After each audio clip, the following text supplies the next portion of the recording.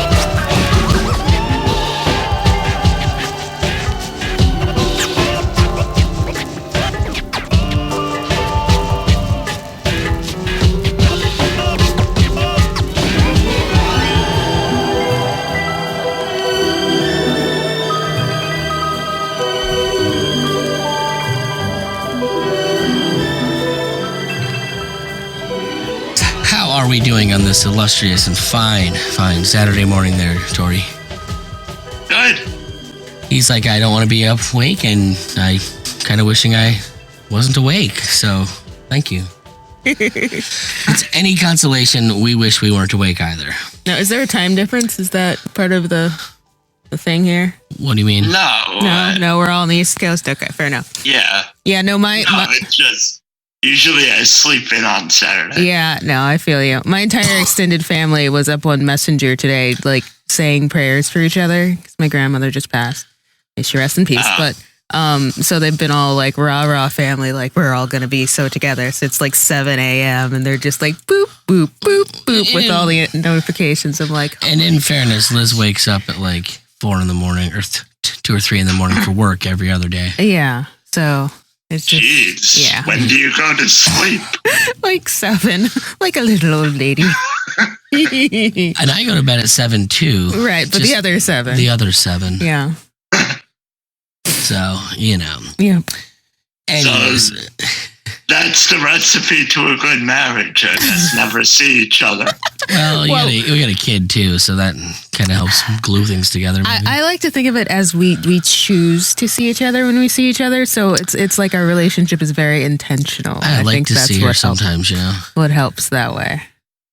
It's not just like, oh, you again. It's kind of like, oh, I really want to see that guy now. All right. I don't see her if I don't want to see her. So yeah. When I do see her, it's because I felt like it. And it's always like, yay, quality time. All right.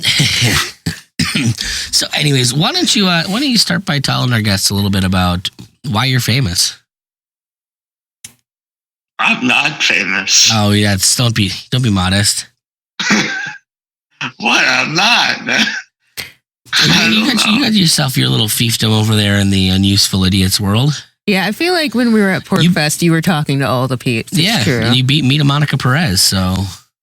Oh, yeah. Well, I mean, you're big time now.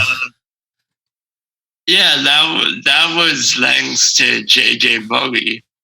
He hooked us up. He posted something, I think. JJ's never hooked me up with her. I think he posted something on the Mises Caucus group on Facebook. I know, I approved it. So, and I guess I was the first one to reply, or maybe I was the first one to like have availability. I don't know.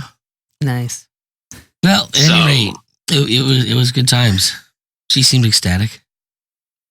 So yeah, I mean, I think she's a little. I think that's her energy level default. That's so cool. Nice. So my energy level default is not that.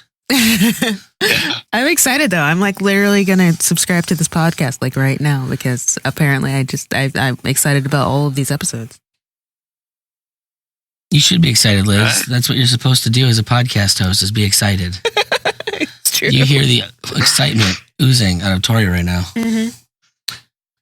So, anyways, so what is exactly that you guys do over there at the Unuseful Idiots? Is it just a standard interview podcast? I know I've listened to I believe the episodes I've listened to, you guys were kind of soloing it out with each other. How did you meet your partner? Is it still you have a partner these days? Well, he's sort of. I mean, he's still involved. Okay.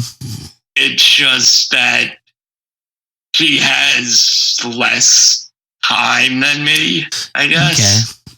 So, in the fairness of trying to put one out every week, I had to sort of improvise, and so I do some solo episodes. Okay. And then when I have a guest lined up, I do that. And go from there. And then whenever we can get together and do something together, we'll do that. But, okay. So it's more of an unuseful idiot now. Not the idiots. Well, I like to think of that everyone who listens to the podcast is now an unuseful idiot. Oh, so, nice. I mean, if they're libertarians, they absolutely are. Well, you don't need to be libertarian. You just need to know what's going on. Just enough to not buy in, right? Yeah. So, how long have you been running the podcast over there? We started in last October. Oh wow, cool. Nice. So you guys have been running. It's almost a year now. Yeah. Nice. Why don't you tell us a little bit about how you kind of came to this place that you find yourself hanging out with the likes of JJ Boogie and Monica Perez, the woke folk it would be. So I guess it really started. So in high school when we registered to vote, I registered as an independent. Okay. And I guess looking back on it, I guess I always had a sense that something was off in the political world, with the two-party system and everything. Mm-hmm. And then I didn't vote until 2016. And I don't even think my vote counted in 2016 because there was an issue we had just moved and my address wasn't right. So they told me to fill out a ballot anyway, but it was a paper ballot, and living in New Jersey, it really doesn't matter who you vote for. Yeah. Because the Democrats always going to win. So they probably didn't even count my vote. Yeah, I feel like they're always only too happy to be like, no, we're going to toss those votes. Those don't count. Yeah, so, well, I voted, I ended up writing in Bernie Sanders. I see. Okay, that's the way to do it. I didn't like Trump or Hillary, so Yeah. and I wasn't really libertarian at that point. That's a pretty swift conversion, bro. Well, I think I always had the feelings of something's wrong. And I think I liked Bernie Sanders just because he was the outsider. Mm-hmm. And he gets all the problems right, just, misdiagnoses all of them. Right, that's exactly it. He identifies the problems in the system. He just doesn't have the right ways of going about it. And because his solution is, what the problem is to government fucking things up. More government. Right. And I think I was always I was kind of giving him the benefit of the doubt, but I think it was more just that, there was no one else that was good. Mm. So, but I was already listening to Part of the Problem and Jason Stapleton and Lions of Liberty and so those I'm curious guys. how you find your way to those podcasts. Was it like the Trap House, whatever it is, Chapo Trap House, Legion or something? No, that's garbage. I tried listening to that once I was in the libertarian circle just because I wanted a different perspective. And it's a different perspective, all right. But they're there's a different perspective in the sense of Jimmy Dore, who actually speaks some truth sometimes, who gets some things. And then there's Chapo Trap House, who's just insane. I see. Hey, they wrote an article I liked.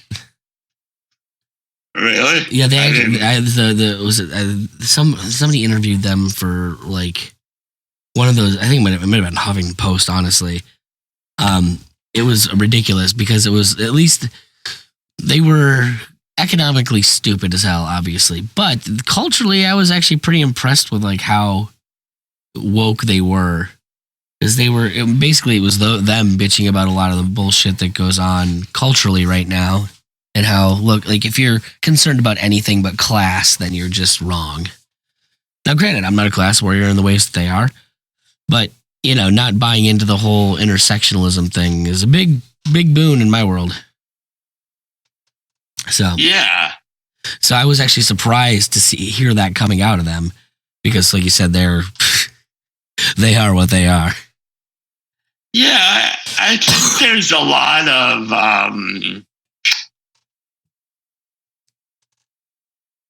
similarities in the ideas on what's wrong between libertarians and progressives.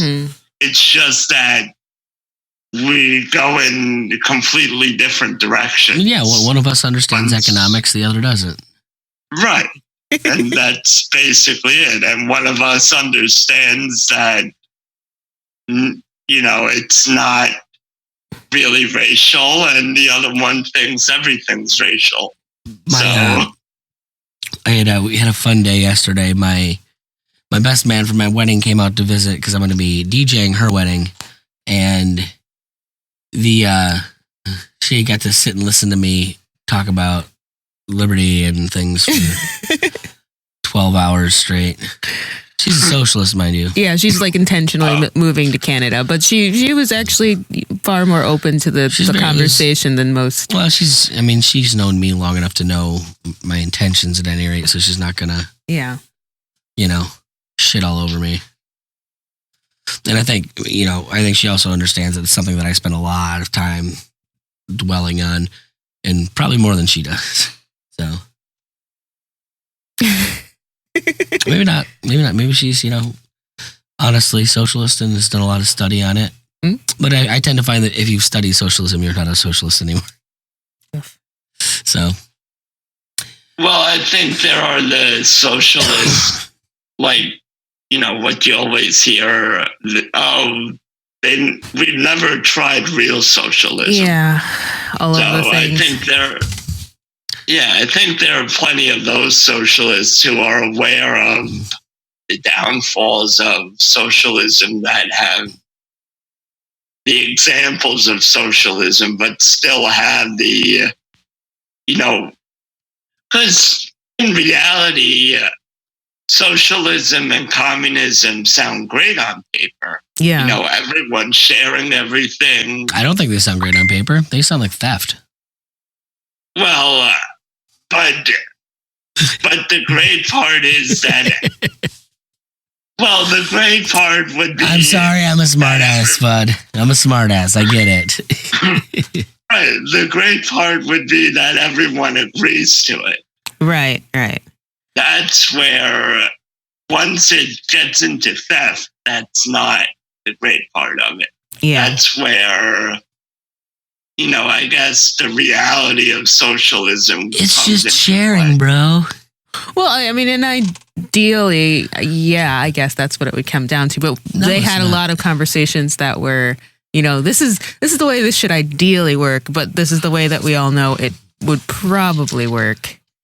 And that's when you get into, it's not going to be equal distribution of equal resources, in a way that everybody agrees to, because it can't. Because, there's just always going to be people who are opting out. There's always going to be people who, quote unquote, need more, and there's always going to be someone who just doesn't want all of their resources taken for whatever reason. I mean, the one thing I will say that I was able to get her to agree on is that, this probably isn't going to work with all of us trying to do the same thing and tell other people to do what we want. Secession is a good idea. Can I say that again? Secession? Say as many times as you can, my friends. Go out and tell everyone you know. Just break it up. Let California be California. I think that's the only logical outcome to this whole thing is... It's the only way to stop a civil war, for sure. Which sucks, because the last time they tried secession, it started a civil war. So, that doesn't really bode that well either. Yeah, I know. Right. And I don't know. I mean, if it were to happen, Trump would have to be the president that would happen under, right? Well, I don't know about all that. Well, no, it'd have to be because, enough people hate him. Oh, okay, that you could get him on board. Yeah, that's the thing. I think people like Lincoln, that they could listen to him and respect him. There's no respecting Trump. Even the people that are on Trump's side, I don't think respect Trump.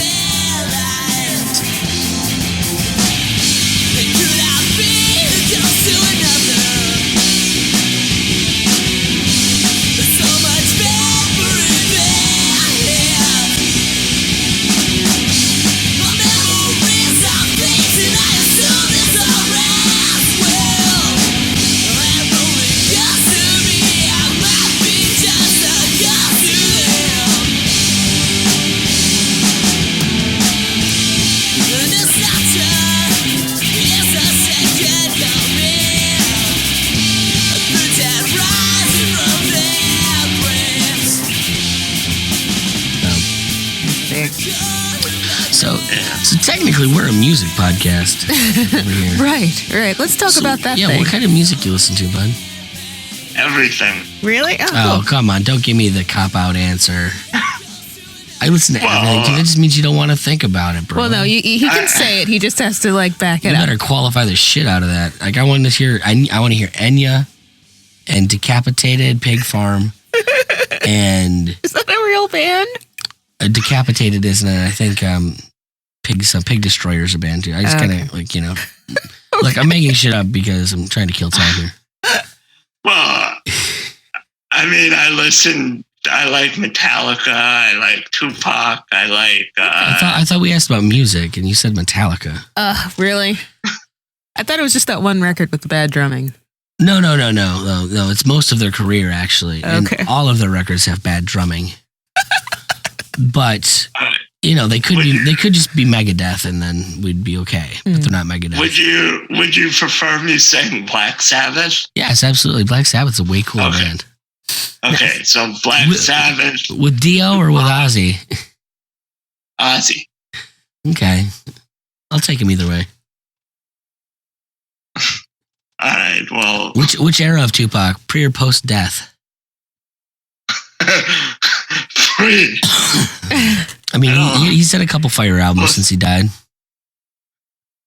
I mean, I guess it's free. I don't really. I've always marveled at how much studio material they had on the cutting room floor that they just keep coming out with albums after he died. I mean, that's actually true of Prince, so it's possible. Well, he's not actually dead, That was going to be my next question. He's on one of those Cayman Islands somewhere. I believe it's him, Jim Morrison, Elvis, and fucking Pac, or him and Biggie, just kind of sitting on the beach smoking blunts. Like that's what the world is. I see. It's the world I live in, anyways.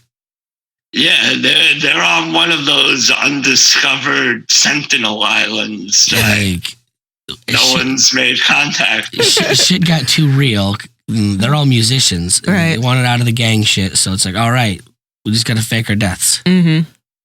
Boom, done. Now they're billionaires living in the Cayman Islands. They all used Morrison's contacts at the CIA. Probably did. They used Morrison's contacts at the CIA. Now, you folks haven't heard anything about that yet, but I promise you it's coming. We've got the expose that you didn't know you needed. Just look out for that new line of fashionable tinfoil hats. That's all I'm saying. So we've got, Tupac and Black Sabbath, but those are pretty similar. So what else you got? What? Led Zeppelin, Pink Floyd, Johnny Cash. Okay, so we know how old he is now. I think those are perennial favorites, aren't they? What do you want me to say? Backstreet Boys? Like, I don't. Well, I need at least a red herring to validate the Nirvana. Nirvana, nice. Well, that's not helping your everything cause. Like, I haven't heard Dixie Chicks. So. Dixie. Doesn't Johnny Cash have that one song? He has that 9 Inch Nails cover. Oh yeah, that's a thing. Yeah. Johnny Cash is like 60 albums, Liz. Yeah. He released an insane amount of music. I'm going to be honest, I may be lowballing at 60 albums now I think about it. Really? Yeah. Wow. Yeah, good on him. So I'm marveling because Liz has this keto guy going on the computer next to her. And I'm like, yeah, I get it. His chest's bigger than mine. We all knew this. Do you need to ogle him while we have an interview? Do I need to pause? I can pause. Whatever. What's done is done. It's just running in the background. It's now made the cutting room. I'm making Nick feel inferior over here. I'm so sorry. There's no making me feel inferior. I'm well equipped with my superiority. Okay. So there's that. So I'm kind of curious. How did you come up with the idea that you needed to have a podcast? Oh, is it just that everybody else had one, and you're like, I guess I need to do this? It's what libertarians do, is have podcasts. No, it's a little more complicated than that. So, I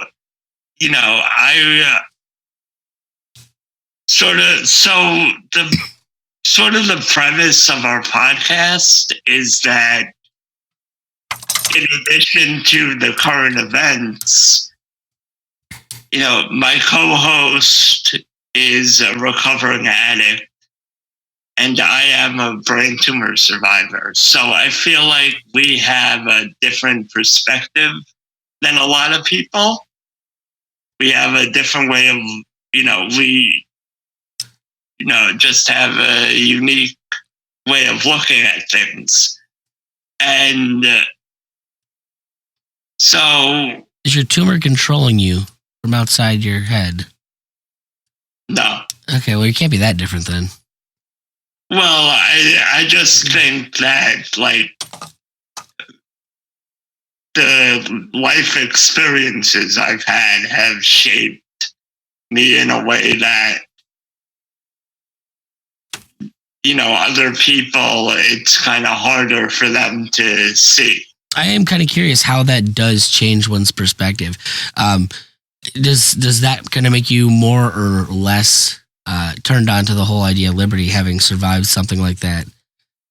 Like, does it make you feel like life's more precious and we got to fix all the things that are messed up in the world? Or does it kind of make you like, yeah, it's a crazy ideology and I don't care anymore, so I'm fucking running with it?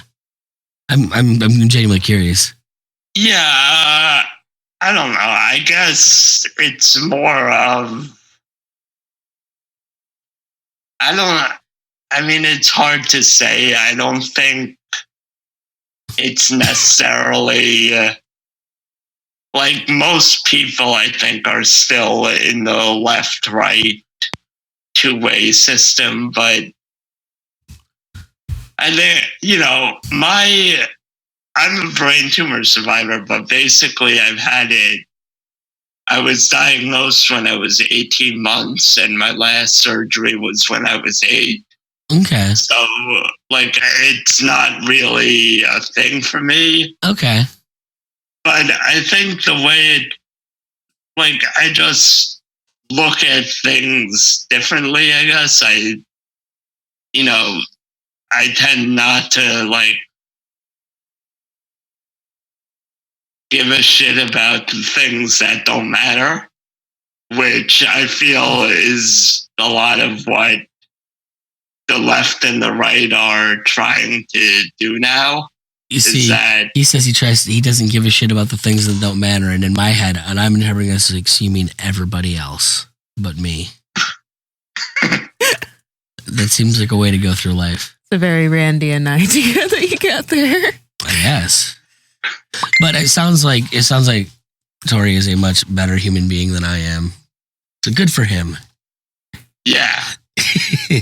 So, but in terms of the podcast, when I graduated college, I graduated college in 2009. So that was like right in the middle of the financial crisis. That was only a few years before you, bud. It sucked balls. Yeah, so... And explaining to my parents why I wasn't finding a job after I got a degree, they were not having it. Right. Well, my mom sort of pushed me into grad school, so that bought me a few years. I think I got declined from the one that I wanted to go to, and I took it as a sign. Yeah. I think I also broke up with my girlfriend. Oh, man. Double whammy. Yeah, she had a pretty good ass. It's like, I guess I'm not going to be an intellectual. Yep. Or, well, an academic, I should say. But I do feel... I mean, I did apply to one of the most difficult programs in the country to get into, so there's probably not my best thing there. Yeah, you might not want to put all your eggs in that basket. Especially not now. I mean, I think it would have been a subconscious. I don't really want to do this. This is probably a bad idea. Yeah. Why do I want to go through another couple years of school? But well, yeah, I mean, I really just wanted to be an arrogant prick, and I thought that was a good way to be an arrogant prick. I've got these letters behind my name, which means I'm allowed to be an asshole. Yeah, fuck you, buddy. Long nights doing research, listening to some jazz, drinking wine. I think for that you have to get your doctorate in something. Well, if I was going to grad school, I was going to eventually get the doctorate too. That way you can be Dr. Ethel. Look, I think a lot of it, I was reading a lot of Noam Chomsky at the time and just kind of glamorizing the whole idea of, being Noam Chomsky. Right on.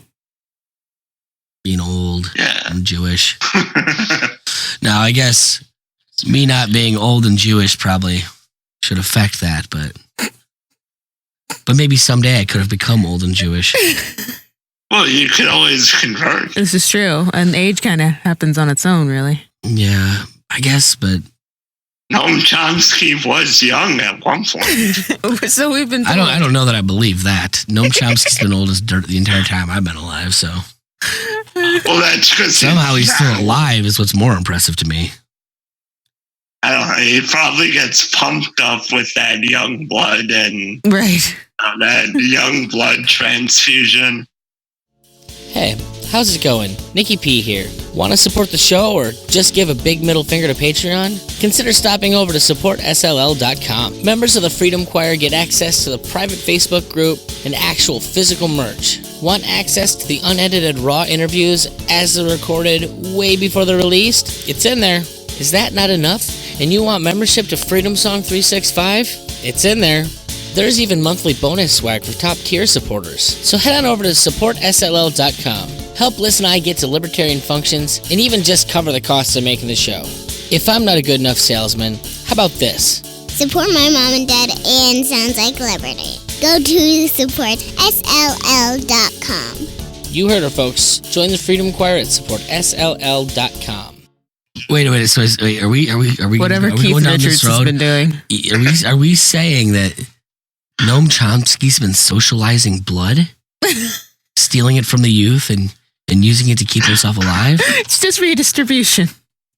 Noam Chomsky, socialist vampire. I like it.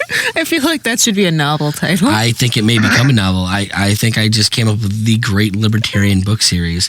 It's going to be like Twilight for libertarians. Oh, God. Just don't make them sparkly. Oh, I wouldn't. They'd be wearing denim. I kind of picture all commies in denim, so. Oh, okay, so it's the Lost Boys then. I think we're onto something here, Liz. I think we're onto something. So Noam Chomsky has been keeping himself alive with an extra long life by socializing the blood from the youth. And he happens to be, what's his name there? Can we go and get a young, obviously, if he has the technology to socialize blood, we can totally go and get, Kiefer Sutherland when he was a kid. Oh, God. So young Kiefer Sutherland playing Noam Chomsky. Why not? There you go. I'm seeing so much money coming my way with this. All right, I think we jumped the shark. Anyone who doesn't want to watch this is insane. You're all lunatics. How dare you? All right, let's get back on track. I mean, while we're at it, I'm just kind of curious. So, how have you taken this whole Greta Thunberg thing? Has it been bothering you as much as the rest of the world? Not really. I mean, I sort of just disconnect from it. It's so stupid and I did post, is this child abuse? It's definitely child abuse. Yeah, that's kind of my. If we're considering 16 a child, I'm going to be honest, at 16, you're kind of able to. Well, she had to start building it up at some point. In some countries, you can get married at 13, so. But seriously, telling someone very young who does not have a lot of life experience and may not have the perspective to be able to understand their life experience that, the world's just ending and you should be mad about it. They did that shit to all of us. Kind of. And now that I have the perspective, I'm like, oh, wait, they were lying. I'm still here. The world's still here. It's not ending. Well, even Dude, I want you to think of all the propaganda we went through when we were kids. Fern Gully, Captain Planet, they were really, really driving that shit home. Yeah. Capitalism is evil. That's all those shows were about. It's funny, is that because I watch those shows now, and it literally was capitalism is evil. Well, no, it's so obvious now because all of the bad guys were big businessmen. None of them. It's did they have any care about the environment at all in those shows, or no? It was just fuck business people. Yeah. The UN showing its hand, I take it. Yeah, I mean, I haven't watched those shows in a long time, so I'll take your word for it. We've got a kid. It kind of comes back up. Yeah, I watch cartoons a lot. I also happen to like cartoons, though, so yeah, that is part of the situation. I think you intentionally watched Fern Gully if you're going to own up to it. Yeah, I have Robin Williams rapping as a bat. Well, I thought it was the Tim Curry is a giant fucking ball thing like smog. What's not to love about that, Liz? This is true. They did amazing things with that. So, Interesting. Mm-hmm. All right. So I'm curious. So you get into the podcasting game. What are your ambitions with that? What are you planning on doing with that? Is it just a feather in your cap, or are you trying to dominate the world? You talk about listening to Jason Stapleton, so I assume that you've got some ambitions. Well, I don't listen to Jason Stapleton anymore. Ooh, that whole, the whole like wealth, the whole like do better, it just doesn't connect with me. Like, interesting, because it connects with me. I like it way better than him talking about politics. Well, I think he had really bad takes on politics. I think he went a little too far, in this self-help direction. Mm. Would you prefer he was telling? Would you prefer he was sucking cop dick? Is that the original? No. Well, I think like that. I don't know. I mean, I guess that would. Does he still do that? Is he? No, that's the beauty of him talking about self-help. He doesn't ever do that anymore. No, I mean, like, is he? I mean, maybe it was like his evolution of, because coming from a military background, I would think like, that might be the last thing to go. Well, I mean, he doesn't talk about it, honestly, luckily. And I know with Matt there, he definitely at least has a good, solid ANCAP in the room. But yeah, no, honestly, he doesn't talk much about politics in general, other than, and when he does cover it, it's always from a branding perspective and like what they're trying to accomplish with it. So that's actually pretty awesome. The people I talk to who have been, were upset about the change to wealth, power, and influence. My thing is, it's like, are you ANCAPs? Because I mean, frankly, I'm like the less he gets his bad politics in the show, the happier I am. I always listen to him because he was motivating. It makes me want to go out and do better for myself and make more money to take care of my family. So yeah, and that's not for everybody. I get that. No, I mean, I definitely say that I guess listening to him kind of made me. I had the idea before it, but I guess listening to him was sort of like a way, like, just do it. Soft landing kind of thing, or? Yeah, like, just like, it doesn't cost anything, just try and just start it and see what happens. Nice. So what is it that you do in the real world anyways? Well, so I work for an online college, and I do sort of like their... He steals souls, is what I just heard. No, not necessarily. Online college is more voluntary, I think, usually. Oh, no, I just said working in the education industry at all. I assume he's stealing souls. Well, it's a vocational college, so it's... Okay, like which one? I'm curious now. Oh, they're I was like, I'm not at liberty to say. They're only in New York and New Jersey and Connecticut. Okay. So it's an odd cross-section of people. It's some of the worst people on the planet live in those places. Well, they have a lot of money, though. No, well, it's... Not if they're going to vocational college. It's actually geared towards, like, the... inmates. It's geared towards people who can afford to go to college, I guess. Okay. So, it's a lot of... it's a lot of like minorities. It's a lot of Hispanic, Latinos, and in my experience, the people that go to vocational school are the ones that just got out of jail. So, because it's the only way to get a skill where they're not going to check if you have a background. And I think that's a shame. I think I think vocational college is actually A better choice for most a people. better choice. Yeah, a better choice for a lot of people because. And they haven't And shut you guys down yet. I know that like Kaplan that I went to and got a diploma from, they've had a lot of trouble, dealing with things because people hate that idea for profit.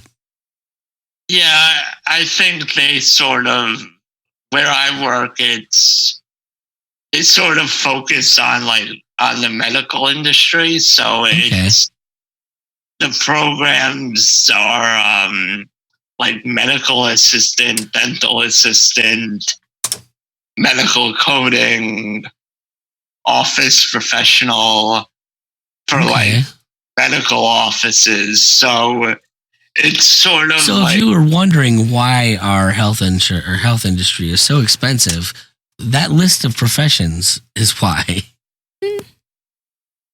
Well, yeah, I mean, because all of those people aren't a doctor. Yeah, there are many. Well, I mean, listen, I think doctors need assistance in the office to help them get things and stuff. But do you feel as though that's something that needs a degree? No. Most of the shit that you just said sounds like, okay, so this is something you hire a just out of high school kid who's thinking about going into med school so he can hang around, or you just get rid of it because it was probably just filing papers to send to the government anyways. Well, the good thing about the school I work for is pretty much you could, if you want to, you could be done in a year. Oh, wow. Nice. So it's not really,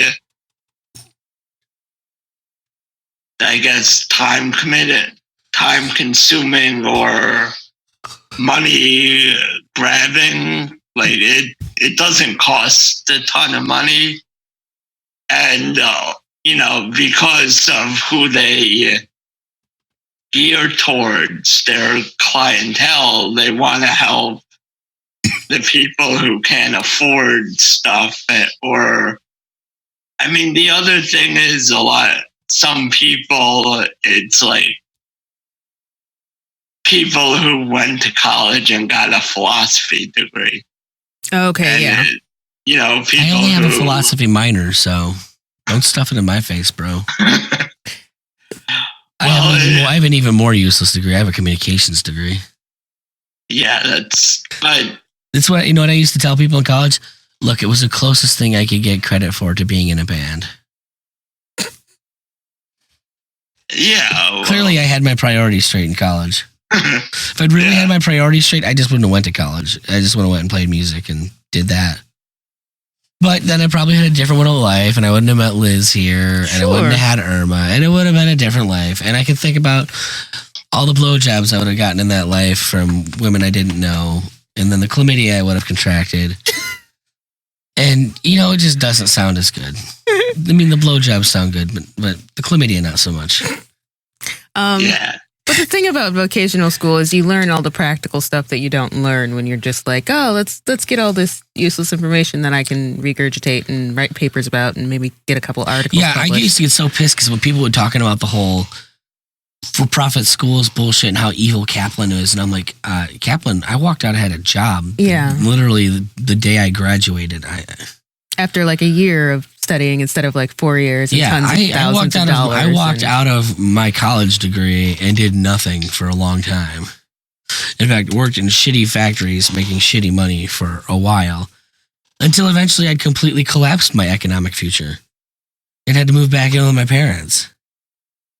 Now, after a year with Kaplan, I walked out making more money than I'd ever made in my entire life. Feeling pretty good about myself. There you go. And I think ultimately, a lot of things you go to traditional colleges for could be done in that vocational / apprentice kind of way. They could also be learned on YouTube. That too. Mm-hmm. Just Go to YouTube University. Look, I think probably. I mean, no, that's. We should. Can we start a company, Liz? And all we do, like, we're going to be a charity, and our goal is to circumvent the Department of Education, and we'll take money in, and we'll just give out an iPad and an internet connection to any student who wants to quit school, and that'll be our program. Right. Because ultimately, I think the Department of Education would be a lot more cost effective if we just gave kids tablets and internet connections. I mean, if we're spending $20,000 a year on a student, we could really shrink that number with a tablet and an internet connection. I'm just saying. Well, I think the problem with that is that where we are as a society, I look at the jobs and stuff, and pretty much every job requires some sort of a college degree. Yeah. Just Yeah, so you but can guess say what? you had it. But that's because they have a plethora and an abundance of people with college degrees. When we fuck them over and limit the supply of college degrees and nobody's got them, well, they're going to go for who's got the skills. I'm just saying. Right, and I guess that's sort of like, but are enough people gonna want to do it while they can't really get a job? Yeah. Yeah, That's changing the the thing. culture is a big part of it, I think. I think the culture's already changing. More and more people are opting out of college every year. It's too expensive. Not worth it. Yeah. Shitty investment. Right, but a lot of people don't necessarily have the mindset of, I could be an accountant without a degree. Okay, well, Yeah, I think they are kind of like, woe is me, the world sucks about it. Here's what we'll do. We will add a little bit of cost to that, and then we'll package the tablet and the internet connection with a copy of Brian Kaplan's book, The Case Against Education. Oh, okay, there. Now, then they'll understand the situation. Yeah. And they'll feel So, better like, about it. Yeah. So read this one book, and then here's your tablet. Okay. So we just raise the cost by, like, well, I don't know, what does the PDF copy cost? $10? Yeah, so you got the self-help element in there. Yeah, we raised it $10 to the cost, and I think that'll cover the issues. Okay. Like, I got my tablet. Mom and Dad read this book. Right. Sounds like a plan. I mean, that sounds like the quickest way to abolish the Department of Education. I think that's the thing that annoys me the most about, like, even the Greta Thunberg situation, and the education situation. It's not that the situation, with education or the environment is so untenable that there aren't solutions that people could try. It's that people are so convinced that, there's no hope and we need to just sit on our asses or stand outside a building yelling at the government to try and get them to fix it. You have stolen my childhood and my dreams. That there's nothing that we can do like an old man on our own to help anything. And I feel like taking away people's power like that is probably the worst thing that you could do. That's the really worst part of it. Wait, you mean like what we've done to young black men? Well, I know. For generations Trust now? me, it's not new. The world thinks you're worthless and you're never going to accomplish anything, so sit here on my dole. It's not a new system. It's just, people still don't get it. It sucks.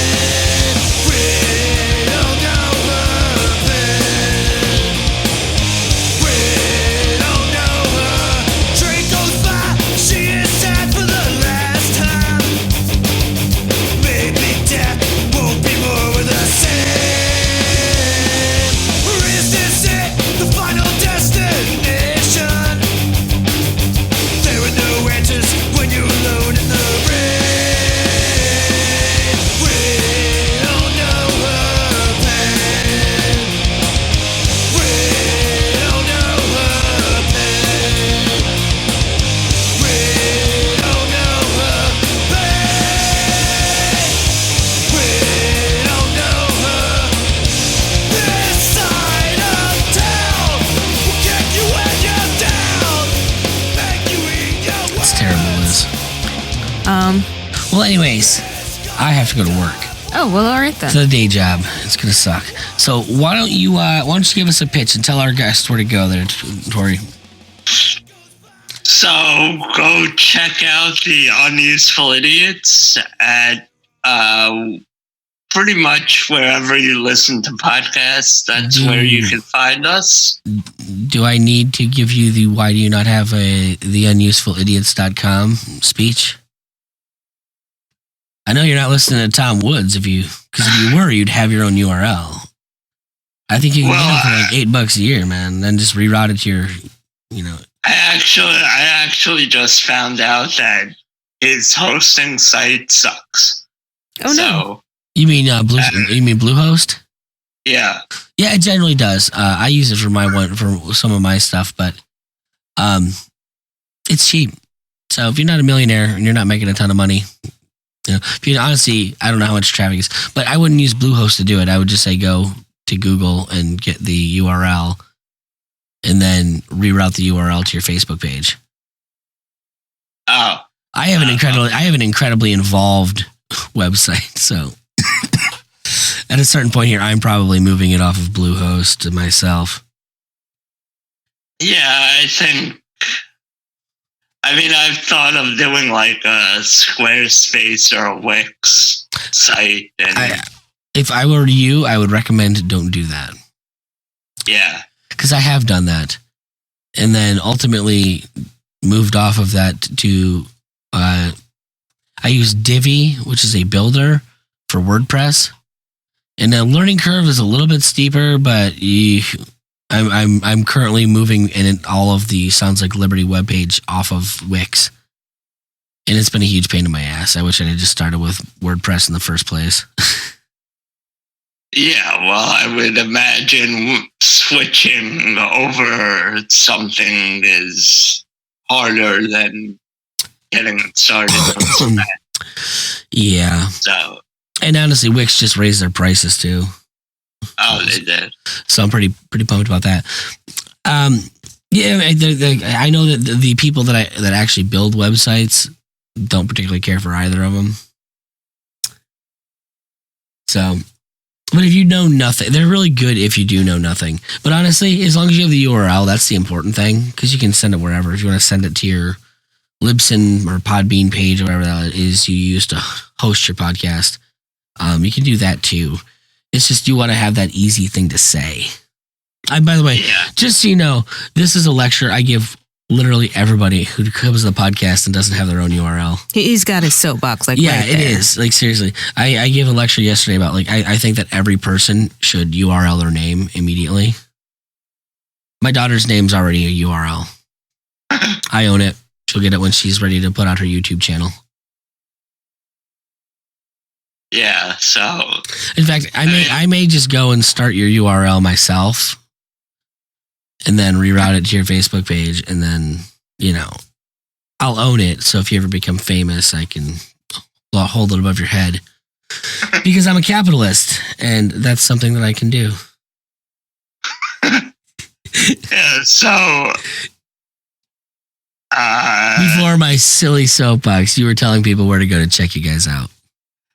Yeah, so in addition to, checking out the podcast wherever you listen to it, you can, we're on Facebook, Minds, Twitter, Instagram, so you can check us out there, and we also have a Patreon page. We'll work on that one when we get you your own website. Get you off the old Patreon. Oh, to get PayPal set up or whatever? I mean, you can do it however you want, but fuck Patreon. I quit the day they kicked Carl Benjamin off. Yeah, right now I only have one patron, so... I think that's how many... I think we had 2 when I quit. And then I sent them an email saying, fuck this. I mean, to be honest, what was actually more rough was I was a patron of a bunch of other people.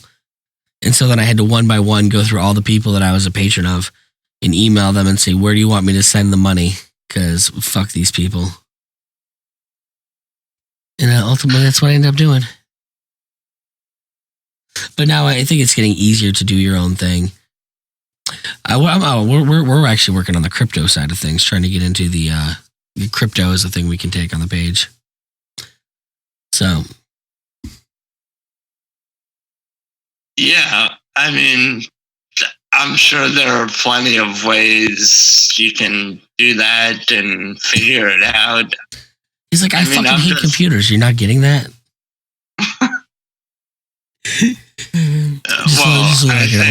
I will heavily edit this, my commentary out of the end of this. It is a little bit ridiculous at the moment. Everything you're doing is wrong, Tory. Let me tell you how to podcast. This is how you got to do it. Do all the things I say to do.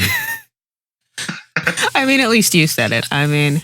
Well, it's the kind of thing I would say. Generally, I'd say it less sarcastically and completely, sincerely.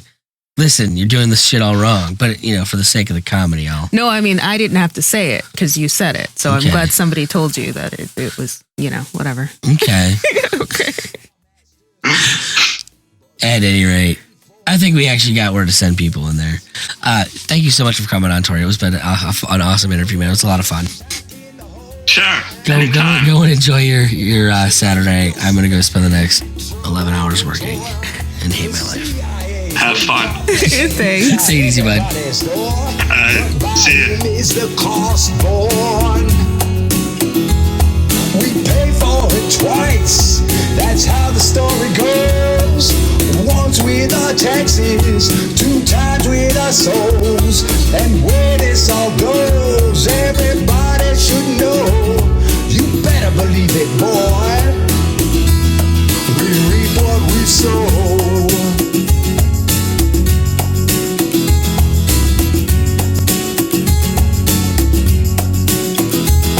Who dropped 26,000 bombs in 2016 alone? Who dropped the opening nuke to ever drop in a war? I think we outdid ourselves. Sure. You don't think we outdid ourselves on that interview? I think Tory was kick-ass. We'll just go with that. Liz, I have you on the show so that we can weekly tell me how great I am compared to other people. Oh, okay. You are failing at your mission. Well, I don't have to tell you that on the show. I'll see you later and tell you that. Stop lying to our audience. No one believes that. No one believes that we're even married. No. I'm pretty certain of it. That's obvious. Come on, we got the tattoos and everything. We do have tattoos, but they don't see us yet. Oh, that's right. Which I guess is we're working on it, folks. If you're interested, yeah. One of the things we're going to be adding to the Freedom Choir support level is actually getting to come in on the Zoom calls and chit-chat around while we talk to guests. Yeah, you can see us do this thing that we do, and you can put up comments, and that's how that works, right? I don't know about comments. They can talk to each other, and if they want to make me ask questions, I can look at them and go, your question is terrible. So there you go. Yeah. I'm looking forward to doing that in the future. Enjoy that privilege. And it will presumably have video of us. Right. Because it's a Zoom call. Yes. So I'm going to have to put on my face. You couldn't see that, but I was doing... Stop breathing on the microphone. I with my hand. We're training her because... I don't know how to use a mic. Many things you apparently don't know how to use. Anyways... So, who do we want to plug this week? We got lots of podcast friends. I want to plug somebody. You know what? I'm going to plug them on my other show this week, but let's plug them on this too. Okay. Go check out the Smurf It Up podcast. Smurf It Up? Yeah, apparently it's some reference to Gary Vaynerchuk. Okay. I think Gary Vaynerchuk's kind of a tool, personally. He's a rich tool, though. He is a wealthy tool. You know? I can understand why people might want to quote him. Or reference him. What's funny about him is I think about him and then I think about that guy on Silicon Valley or whatever it is there. Okay. Because he reminds you of that guy? Well, the one guy where they're like, you put radio on the internet. Mm-hmm. And like you made $1 billion for that. Mm-hmm. And I'm like, I kind of feel like that's what Vanderchuck did. Like, Yes, but he was the first guy to do it, so he's filthy, filthy rich. well, exactly. So it's not like a real thing. Thank you for that alarm going off there. My phone died, and you were kind enough to help me charge it with your cord, because apparently iPhone cords just break down if your kid like drops it in something. Psh, what? I'm yeah, they used to spark them. sometimes too if you leave it there. I'm used to them like taking a licking and keep on ticking, the Android ones. So this is a revelation for me. And so my alarm that was supposed to have gone off went off. And I'm going to cut all of this out of here. And I was awake anyways, because So, thank God. Okay. anyways, yeah, the Smurf It Up podcast. They're kind of like a businessy, let's help you avoid your taxes and let's talk to YouTube personalities kind of show. Okay. This week they actually talked to a girl who started vlogging, doing the Appalachian Trail. Interesting. Quit her job, just went and hiked for months, thousands of miles. Nice. It was pretty impressive. I haven't quite finished the episode because it's long, but fantastic show. So you should probably go check that out. Okay. The They've been Smurf very It Up nice guys. podcast. Yeah, the Smurf It Up podcast. I just clicked on it because they said Smurf, and I'm like, I love Smurfs, those fucking little blue guys. Yeah. So, as always, thanks to everybody who spends the time and talks to us and hangs out with us in the Sounds Like Liberty discussion board. And thanks to you for listening. It Mostly means a it's- lot to us. Mostly it's just Tim Finnegan. I mean, Tim Finnegan is Tim's good pretty people. amazing. But no, we got Much love, Tim. Pretty cool. I'm doing like the two fingers piece up into the sky thing for you. a little LL Cool J move. I do love my LL Cool J. And his mama said knock you out. Mm-hmm. But I'm not OJ, so I can't do that. Oh, okay. Well, there you go. Anyways, folks, as always, go and have yourselves a good day. Peace. Bye.